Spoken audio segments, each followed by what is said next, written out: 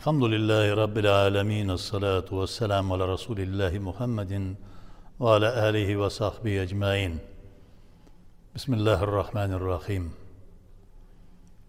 Din hem demokrati degan tushuncha. Ya'ni ko'pgina musulmonlar bugungi kunda dinda demokratiya bo'lirga tegish, ham umuman butun dunyoda demokratiya bo'lirga tegish degan tushuncha bilan demokratiyaning ma'nosini da anglamagan ravishda o'zlariga ko'ra bir yo'l izdilar. Umuman din narsa ol degan tushunchani anglatirga kerak.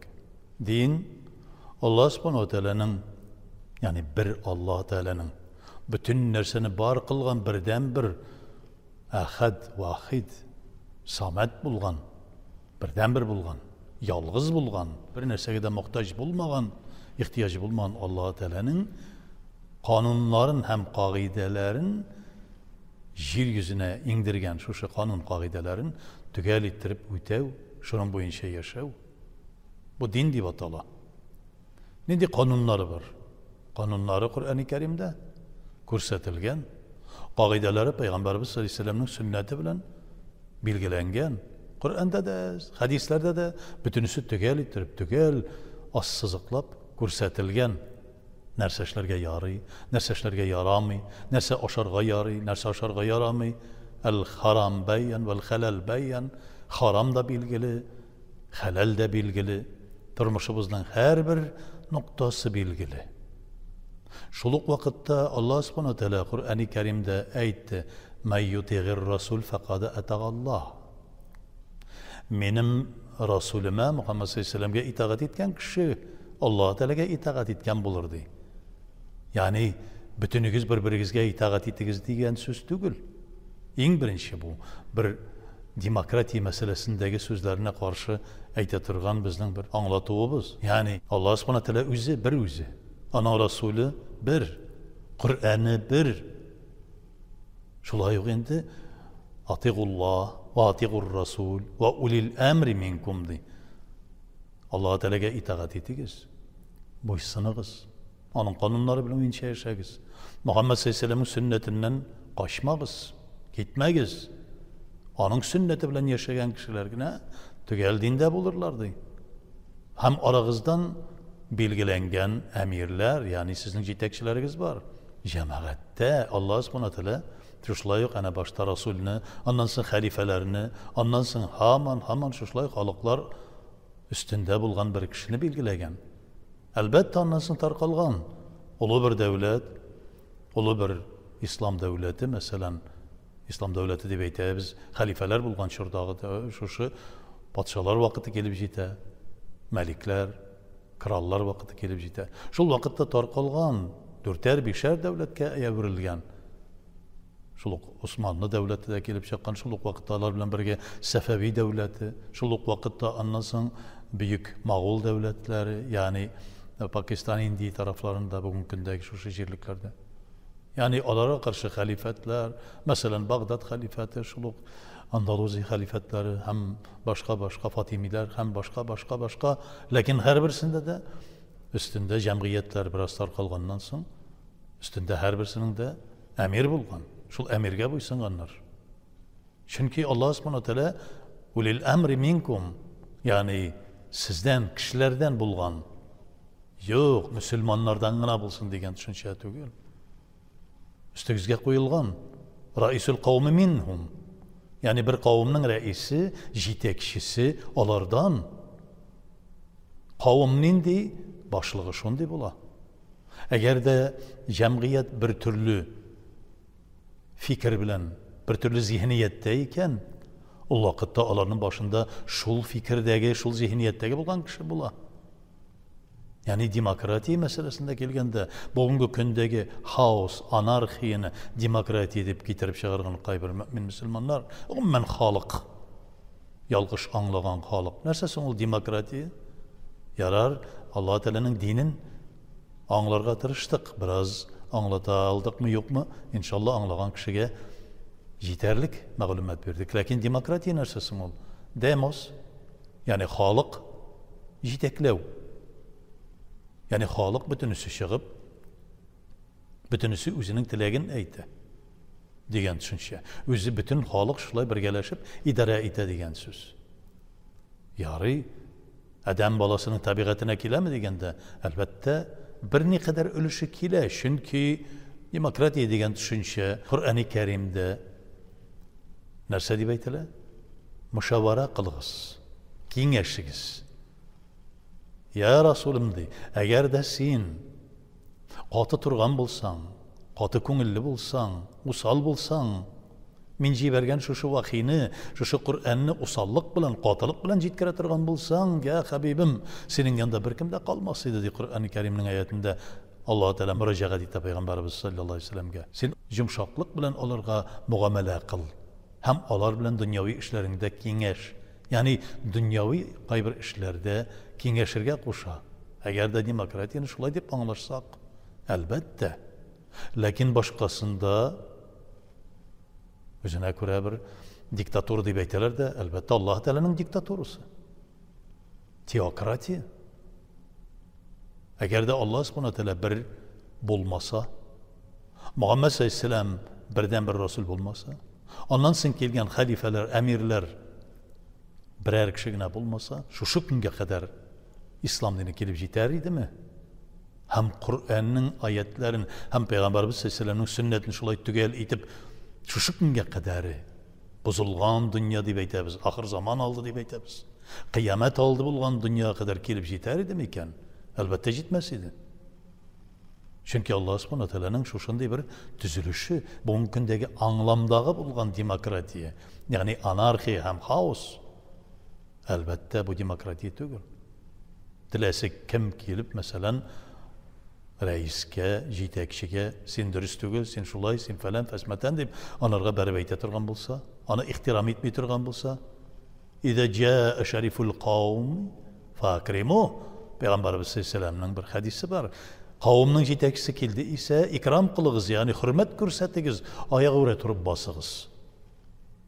Yetakchi kelsa, yetakchi bo'lsin, ustoz bo'lsin, ehtiyani bo'lsin, ulug' kishi bo'lsin, oyoq ura turib bos. Shariful qavmi. Sharif degan so'z hurmatli kishisi. Shul vaqtda yetakchilarga da aytilar. Raisul qavmi minhum. Sizning o'zingizning nindi jamoatigiz, jamiyatigiz nindi qavmingizning boshindagi yetakchi shunday dedi. Bugungi kunda islom diktatori deylar. Hatto musulmonlar da mana bir imomanda komando etita masjidlarda deydi. Biz bu domalloh, bu Alloh taolo yurti deb ko'krak kiyib kiralar.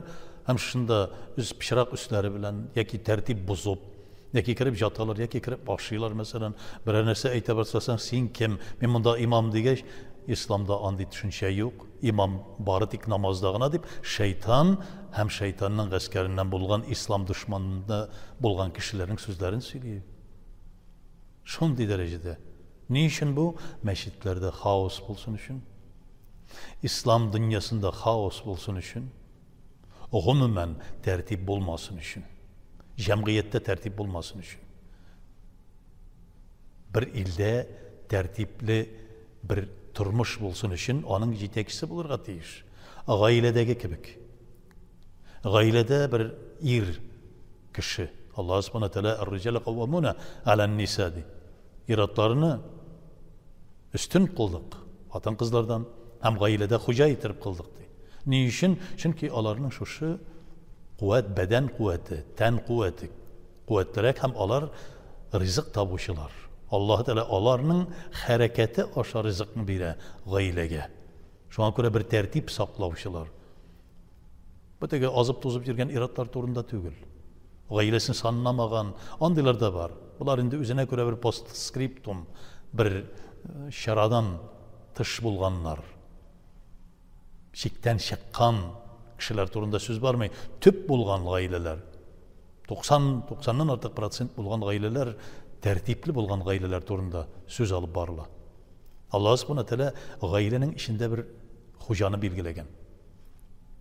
Onun elbette eğer de bütünüsü, kiçkine balaları da, hatını da, bütünüsü idege bulgan. Hatta kurşiler de kirip yaşarga ürete başlasalar nerse bula?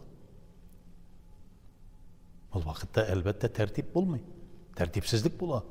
bir hoca bulurga tiyiş. Allah Teala bir, Resul bir, Kur'an bir, halifler, emirler bir, üydeki gailedeki hoca da bir, devletinin başındaki kişi de bir. Bu tabiiy. Allah subhanahu teala şulay yaratgan. Haos yasarga tilevşiler. Yaki şeytanga iyergenler, yaki nadanlığı bilen, cahillikleri bilen, bilimsizlikleri bilen, şuşunu kılanıp yürüyorlar.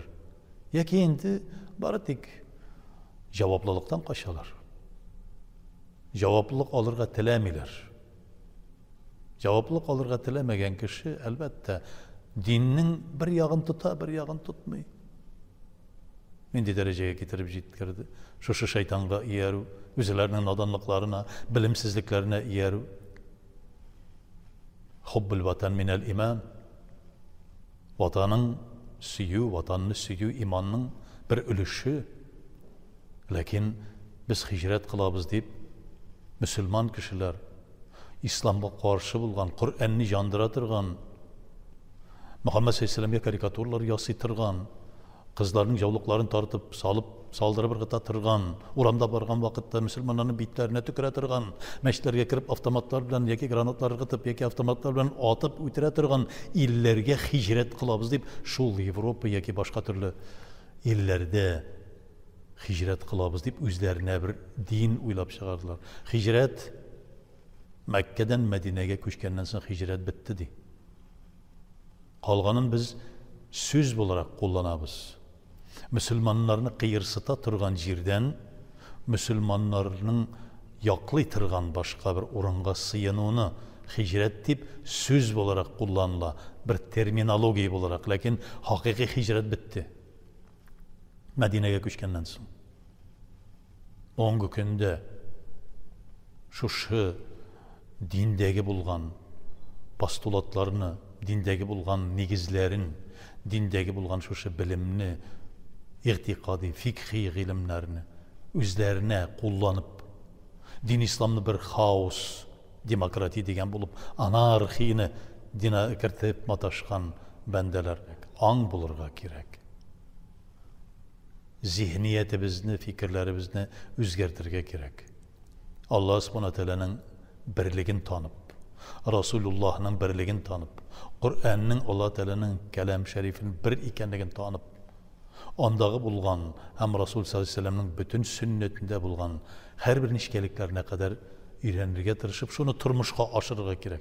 İreni bir hal, şul irengeninle azgına bulsa da turmuşta kullanı ko'rsatila. Din hem demokratiya degan tushuncha. Demokratiya din içinde var.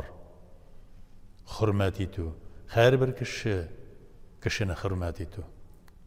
Her bir kişi din İslam'ın içindeki bulgan her bir ferd, yani her bir ayrım bir şahıs özünün vazifasını bilu.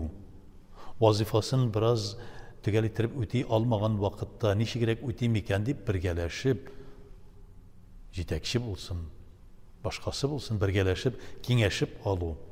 Hem devam edip özlerinin haklarına deyişli bulgan revişte vazifaların ötev sırala dinde.